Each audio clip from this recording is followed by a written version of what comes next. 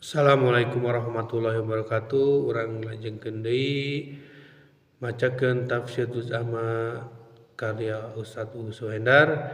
Urang masih dina bab muqaddimah. Ayeuna urang ngahanca neraskeun hanca pengelompokan surat.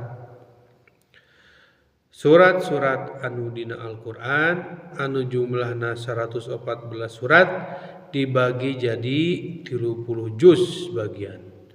Lantaran malaikat Jibril tadarus sareng Kanjeng Nabi 30 peuting salila bulan Ramadan. Tradisi tadarusan di bulan Ramadan diteruskeun nepi kiwari.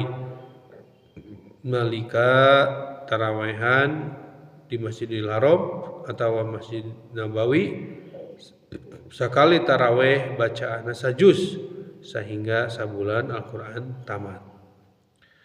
Panjang jeung pondokna Al-Qur'an dibagi 4 kelompok. Nomor kahiji at-tiwal. At-tiwal mah surat anu ayatna panjang.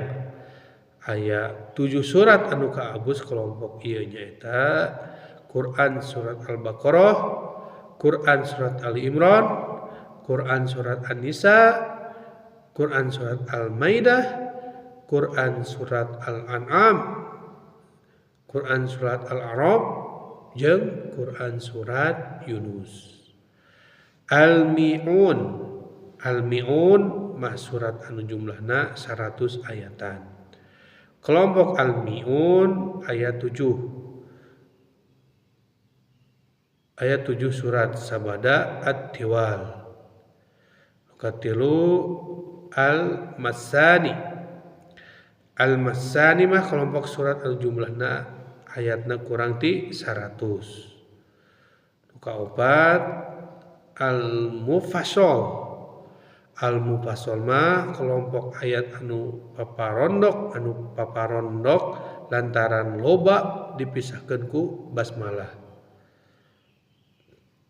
Al-Mufassal dibagi 3, kahiji at-tiwal mufassal timimiti surat Al-Hujurat nepi ka Al-Buruj.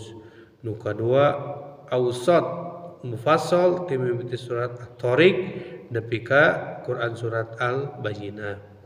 Nu katilu Al-Qasar.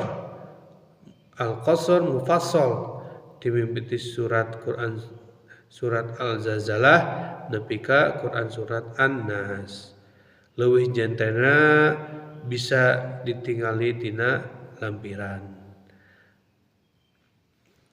Sakitu wae urang macakeun